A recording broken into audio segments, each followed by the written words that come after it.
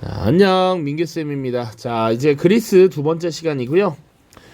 자, 지난 시간에 이어서 이제 그리스 세계의 몰락 그리고 알렉산드로스 제국의 등장 살피도록 하겠습니다. 자, 지난 시간까지는 뭘 봤냐면 우리 그리스 세계가 어떻게 발전해 왔는지, 그 폴리스라는 것이 어떻게 형성이 되었고, 대표적인 폴리스인 아테네와 스파르타를 중심으로 그 특징들을 살펴봤습니다. 특히 아테네에서는 민주정치 발전이라고 하는 과정에서 솔론, 페이시스트라토스, 그리고 클레이스테네스, 페리클레스 쭉쭉쭉 살펴봤고요. 그리고 스파르타라고 하는 폴리스의 군국주의 체제, 집단생활, 엄격한 군사훈련 이런 것들 다루었습니다. 그리고 서아시아 세계를 다시 통일한 아케메네스 왕조 페르시아가 그리스 세계가 건설한 식민 도시들을 병합하면서 그리스 세계와 충돌이 일어났다. 그 세 차례의 충돌 과정에서 그리스 세계가 아케메네스 왕조 페르시아를 사실 막아섰고, 그 과정에서 아테네가 이 그리스 세계의 대장격으로 성장을 했다. 그리고 아테네는 이 페르시아와의 전쟁을 성공적으로 끝내고서 일종의 군사동맹인 델로스 동맹을 조성했는데, 여러 폴리스들은 군사력을 징발할 여력이 되지 않아서 그에 상응하는 비용을 납부하도록 했고, 그것을 금고에 모아놨는데 그 금고가 아테네 소유의 델로스 섬에 있었다. 그래서 이 아테네가 그 비용을 사적으로 자신의 폴리스만을 위해서 사용하는 문제들이 나타났고, 그 예시가 이제 수당을 지급했다라고 했습니다. 자, 그런 것들이 다른 폴리스들의 불만을 초래하였고, 그래서 스파르타를 중심으로 한 펠로폰네소스 동맹이라는 게 결성되면서 다시 아테네와 대립하게 됩니다. 그렇게 그리스 세계가 점차 분열, 쇠퇴하게 되는 거야. 그거 한번 살펴보도록 하겠습니다. 자, 펠로폰네소스 전쟁입니다. 아테네가 그리스 세계의 맹주로서 성장하면서 이제 독자적인 제국화 경향이 나타났다라는 거야. 그래서 반 아테네 동맹이 결성된 것이 펠로폰네소스 동맹이었고요. 스파르타가 중심이었습니다. 그리고 아테네를 중심으로 하는 델로스 동맹이 있었고요. 이 전쟁에서 결국 누가 승리한다? 스파르타 중심의 펠로폰네소스 동맹이 승리를 했고요. 이제 그리스 세계의 주도권은 스파르타가 잡게 된다. 그러나 사실 이 자체가 그리스 세계의 내부 분열이 심화되었다라는 것을 보여주는 반증이고요. 또 스파르타가 권력을 잡으니까 다른 폴리스들이 다시 불만을 들고 일어나기도 합니다. 그러니까 뭐 다 설명할 수 없지만 스파르타가 식민지로 삼고 있던 메세니아 지역에서 반란도 일어나고요. 뭐 신흥 폴리스라고 하는 테베와의 전쟁 이런 것들이 쭉쭉쭉 일어나면서 결국 분열이 심화되었고 그리스 세계가 몰락하는 이런 모습이 나타납니다. 그래서 결국 그리스 북부 지역에 있었던 마케도니아라는 왕국의 필리포스 2세에게 정복을 당합니다. 그 그리스 세계의 종결을 맞이한 것이 카이로네이아 전투라는 전쟁이었다. 그 정도. 그래서 우리 연표에서 어제 지난 영상에 기원전 338년 카이로네이아 전투를 기준으로 고전기와 헬레니즘 시기를 구분한다. 이런 얘기도 했었습니다. 자, 됐죠? 이제 그리스 세계가 몰락했어. 그 이후 이제 그리스 세계의 문화를 한번 정리를 해보겠습니다. 핵심은 합리적이고 인간 중심적인 문화였다라는 거야. 인간 중심적. 그래서 그리스 신화를 보더라도 그리스의 신상은 다 인간의 모습을 하고 있죠. 그 인간의 모습을 한 신들이 지금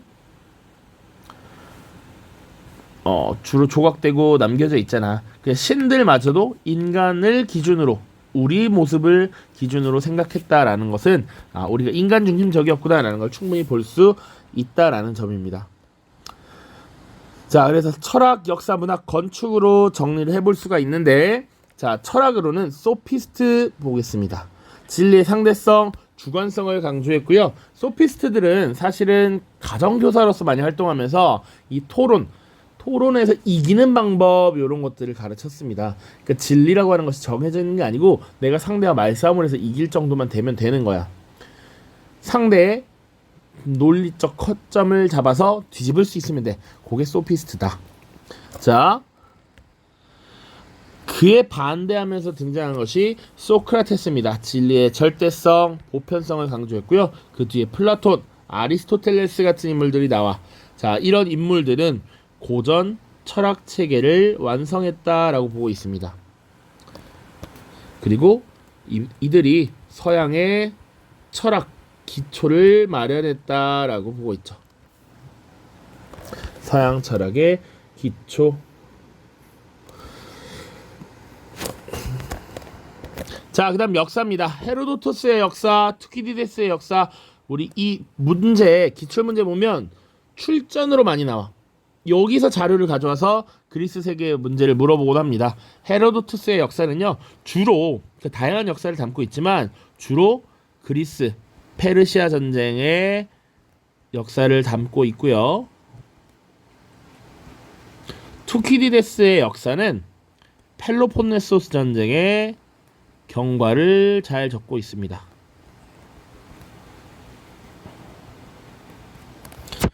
자, 듣죠?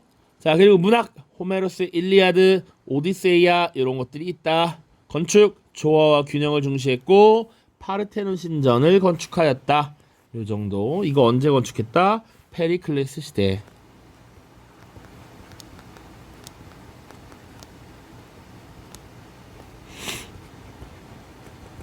자, 그래서 파르테논 신전 여기 나와 있죠?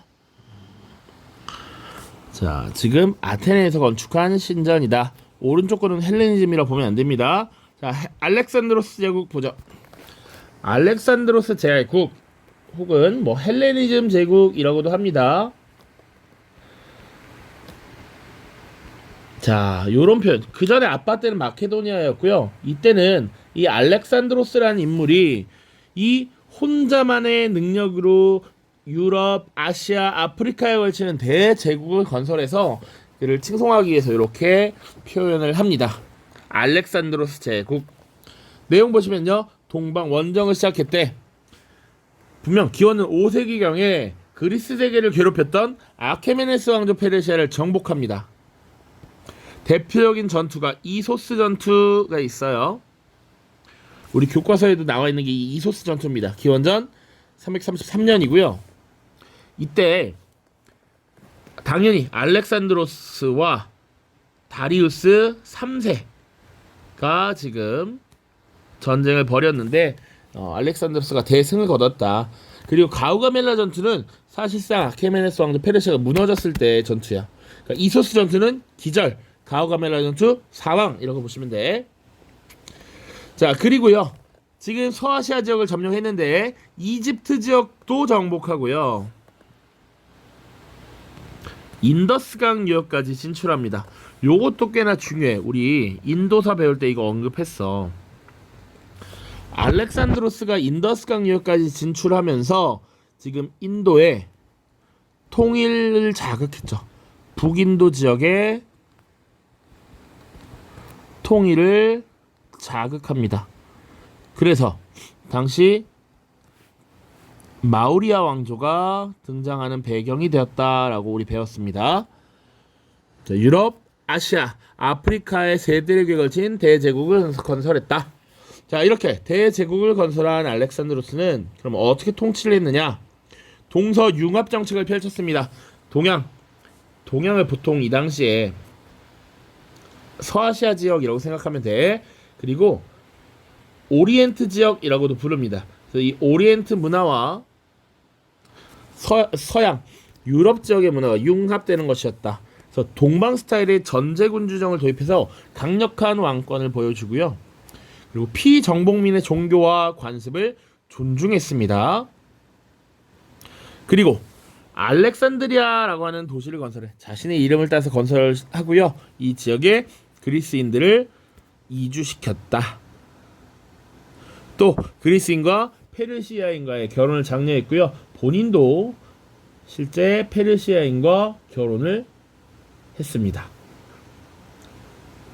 자, 마지막 멸망 보시면 알렉산드로스 사후에 분열을 하게 되고요. 원래 근거지였던 그리스 북부 지역 마케도니아, 그리고 소아시아 지역 아나톨리아 지역의 시리아, 그리고 이집트 등으로 분열이 됐습니다. 자, 그리고 완전히 무너지는 것은 로마와 파르티아에 의해서 정복되면서 알렉산드로스 제국이 문을 닫게 된다. 잠깐 지도를 볼게요. 자, 여기가 시작점입니다. 마케도니아. 그러다가 지금 여기 아케메네스 왕조 페르시아의 점령지 이 지역까지 진출했고요. 지금 이집트 지역도 진출했고요.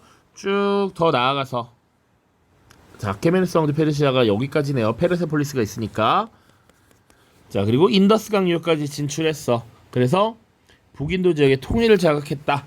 이렇게 봐야겠죠?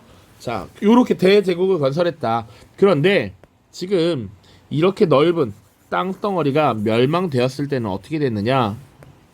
이 지역은 이 서아시아 지역과 중앙아시아 일부 지역에는 파르티아가 등장했잖아. 그러니까 파르티아에게 먹히고요. 그리고 여기 이탈리아 반도죠. 여기 요렇게 지금 로마가 장악을 하게 되지. 그러니까 로마와 파르티아에 의해 점령되었다. 당연히 맞는 설명입니다. 로마와 파르티아가 맞닿았을 겁니다. 이쪽에 중국에는 한나라가 있었고요. 여기는 마우리아 왕조가 있을 때도 있고 쿠시안 왕조까지 이어집니다. 기억나는지 몰라. 자, 한나라 역사 기록을 보면 안식국이라고 하는 나라가 나오고 대진국이라고 하는 나라가 나와요. 이 안식국이 파르티아, 대진국이 로마입니다. 알겠죠?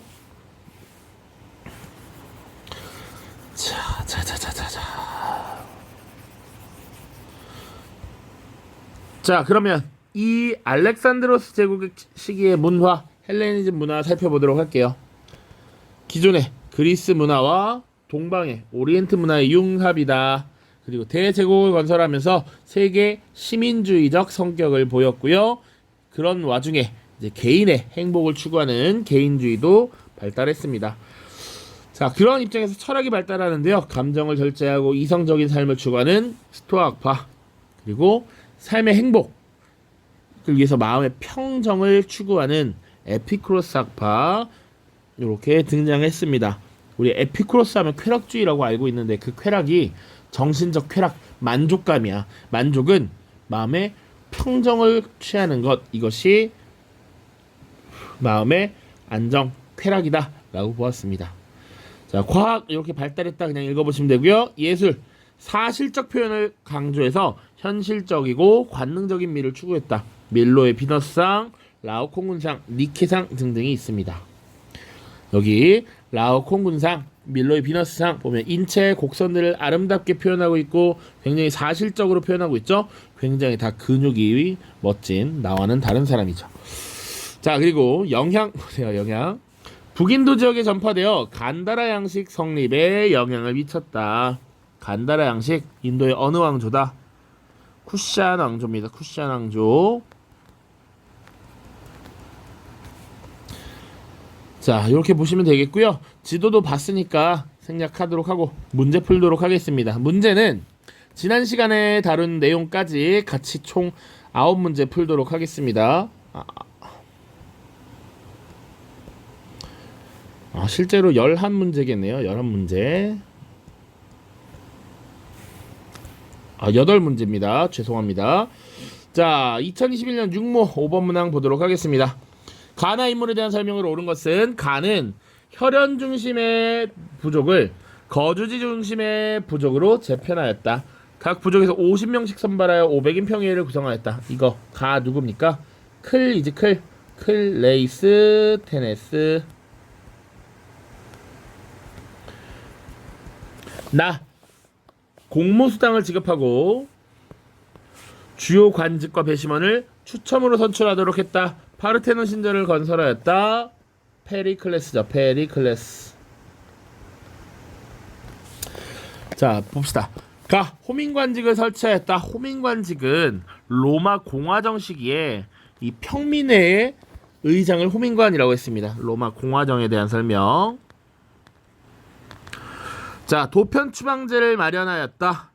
요게 클레이스테네스에 대한 설명 맞죠? 2번이 정답이고요. 호르텐시우스법을 제정하였다. 이것도 로마 공화정입니다. 그래서 이거는 평민의 의결이 법적 효력을 갖도록 하는 거야. 스파르타쿠스의 난을 진압하였다. 역시 로마 공화정 말기고요. 펠로폰네소스 전쟁을 승리로 이끌었다. 이것은 굳이 따지자면 스파르타가 되겠죠. 스파르타. 오른쪽입니다. 가나폴리스에 대한 설명으로 옳은 것은 투키디데스는 역사에서 가가맹주인 델로스 동맹과 나가 주도하는 펠로폰네소스 동맹 간의 전쟁에 대해 썼다. 그는 이 전쟁이 그리스뿐만 아니라 외부 세계에도 큰 영향을 준 사건으로 어떤 전쟁보다 이야기할 만한 가치가 있다고 생각하여 이 책을 저술하였다. 지금 가가 맹주인 델로스 동맹이니까 가는 아테네가 될 것이고요. 나는 스파르타가 되겠죠. 이 정도 문제 풀 수 있어야 합니다. 자, 가 호민관직을 설치하였다. 로마고요. 로마. 페리클레스의 주도로 민주정치가 발달하였다. 맞죠? 2번이죠. 3번 악티움의 전에서 승리한 것은 로마 옥타비아누스가 되겠습니다. 나 식민도시 카르타고를 건설하였다. 카르타고 건설한 것은 페니키아입니다. 페니키아. 가나 사사왕조 페르시아와 대립하였다. 지금 아테네와 스파르타는 아케메네스 왕조 페르시아와 대립을 했겠죠. 그치? 그러면 사사왕조 페르시아와 대립한 국가는 어디입니까? 사사왕조 페르시아와 대립한 국가. 자, 동쪽으로 동쪽이라고 하면 애매하죠. 남쪽으로 보면 이슬람 제국이 등장했어. 이슬람 제국 중에서도 정통 칼리프 시대. 그리고 서쪽으로는 비잔티움 제국이 있었습니다. 비잔티움 제국. 자, 밑에입니다. 다음 제도를 마련한 인물에 대한 설명으로 오는 것은 도편 투표 실시 여부 500인 평의에 누구? 클레이스 테네스. 좀 더 보자면 여기 10개의 입구를 만들어서 입구는 부족별로 들어와. 그러니까 10개의 부족으로 재편한 거니까 또 클레이스테네스가 되겠죠. 정답은 1번입니다. 부족제를 개편했습니다. 혈연 중심의 부족 4개의 부족을 거주지 중심의 10개의 부족으로 재구성했습니다.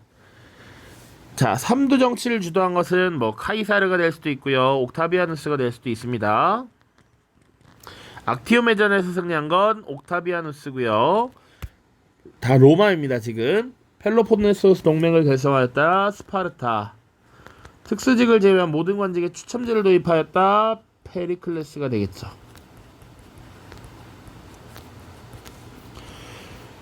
자, 2019년 수능 7번 문항입니다. 가도시 국가에 대한 설명으로 옳은 것은 나그네여 가서 라케다이몬인들에게 전해줘. 우리가 그들의 명령을 이행하고 이곳에 누워있다고. 이 구절은 페르시아의 대군에 맞서 싸운 테르모필레에서 싸운 가 병사들의 장렬한 죽음을 증언한다. 이 병사들의 용맹함은 독특한 교육 제도와 단체 생활에서 비롯되었다. 남성들은 아고게에서 유년 시절부터 군사훈련을 받았고 공동 식사를 하는 피디티온에 속했다. 여성들도 훈련을 받았다. 이거 누구겠습니까? 강력한 군국주의 단체 생활 스파르타가 되겠죠. 스파르타가 되겠죠. 그러면 정답은 4번 펠로폰네소스 동맹을 주도했다. 그래서 이 일종의 반아테네 동맹이었고 아테네와 전쟁을 벌여서 펠로폰네소스 전쟁에서 승리하고 그리스 세계를 주도했었죠. 일시적으로. 500인 평의를 설치했다. 클레이스테네스가 되겠고요. 호르텐시우스법을 제정하였다. 이거 로마 공화정식입니다.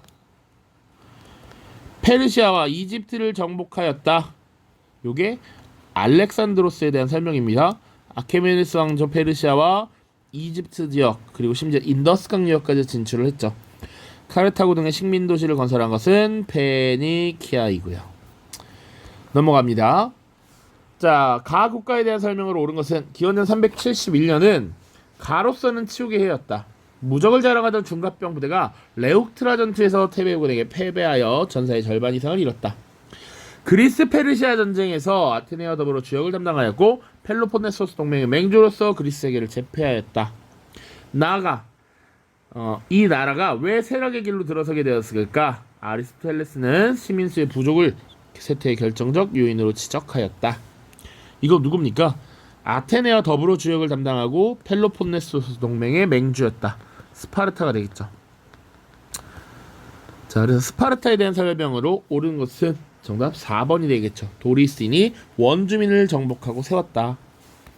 자, 그래서 아리스토텔레스가 왜 쇠락했느냐? 시민수의 부족을 들었단 말이야. 스파르타는 소수의 시민이 다수의 피지배층을 장악하는 구조였지.